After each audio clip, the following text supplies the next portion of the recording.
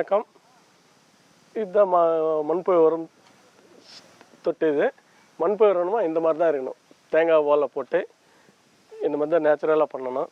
இது ஒரு பாக்ஸு 4 அடி அகலம் இருக்கலாம், 5 அடி எவ்வளோனா அகலம் இருக்கலாம். ஹைட் வந்து ஒரு 1.5 அடியில் ஹைட் இருந்தால் போதும். நான் 20 அடி வச்சுருக்கேன். 20க்கு 125 130 அடி இருக்குது.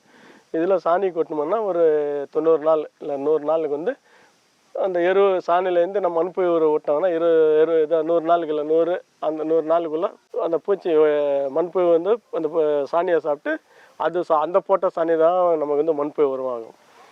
இதுக்கு வந்து நான் ஆரம்பத்தில் வந்து 2004 ஸ்டார்ட் பண்ணேன். ஒரு வாட்டி பூச்சி எடுத்து வந்து கொஞ்சம் கொஞ்சமாக டெவலப் பண்ணிக்கிட்டே இருக்காது. திரும்பி எங்கே வாங்கலை. ஒரு பாக்ஸில் காலி ஆகிடுச்சுன்னா இன்னொரு பாக்ஸில் பூச்சி மட்டும் ரெடி பண்ணி வச்சுக்கோம். அதுலேருந்து இப்படியே மாற்றினே இருக்கேன். 2004 அப்படியே பண்ணிக்கிட்டே இருக்கேன். இது எப்படி இது பண்ணோம்னா இது மாதிரி சாணி போட்டு நான் பூச்சி விட்டான்னு வச்சுக்கோ, வாரத்துக்கு ஒரு 2 நாள் 3 நாள் கொஞ்சம் அந்த ஈரம் கைவாமல் நம்ம தண்ணி ஊற்றினா என்ன அந்த பூச்சி வந்து எல்லாம் சாப்பிட்டுடும். ஒரு 10 நாள் நம்ம தண்ணி ஊற்றினோம்னா அந்த பூச்சி தண்ணி இல்லாமல் சத்துடும். அது எப்படி சாப்பிட்டு தெரியுமா, அந்த மேலே இருக்கிறது இந்த கட்டியெல்லாம் அப்படியே பவுட்ரு மாதிரி ஆகிடும். நம்ம தண்ணி எவ்வளோ பிடிக்கிறோமோ அந்த ஒரு 100 நாள்ன்றது 80 நாள் 90 நாள் கூட சாப்பிட்டு இதாகிடும். இதுதான் சார் பூச்சி. இந்த பூச்சிக்கு வந்து நம்ம தண்ணி வாரத்துக்கு ஒரு 4-5 நாள் கொஞ்சம் வெயிலில் காயாமல் தண்ணி பிடிச்சினே இருந்தால் சாகாது, மேலே வராமல் இருக்கும். இதில் ஒரு தொல்லை என்னென்னா இந்த அணில், எலி, பெருசாலி இது சாப்பிட்டுடும். அது வராமல் கொஞ்சம் பார்த்துக்கினா போதும்.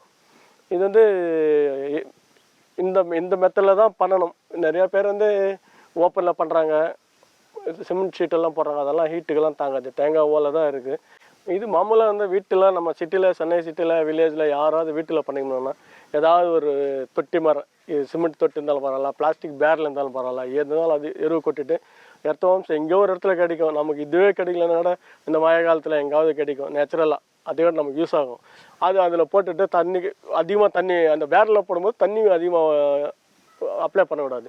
இது என்ன லேண்டில் பூமியில் இருக்கிறதுனால நம்ம தண்ணி விட்டால் கீழே போயிடும். இந்த தொட்டில் நம்ம அப்படி தண்ணி தெளிச்சுனா அதிலவே நிறைய ஒரு 20 நாள் நமக்கு அதில் பூச்சி இருக்கிறதே தெரியாது. ஒரு மாதம் 2 மாதத்துக்கு கொஞ்சமாக பூச்சி நல்லா டெவலப் ஆகிடும். அது பூச்சி எப்படி இதாச்சுன்னா நமக்கு அந்த சாணி வந்து அப்படியே பவுட்ரு மாதிரி ஆகிடும்.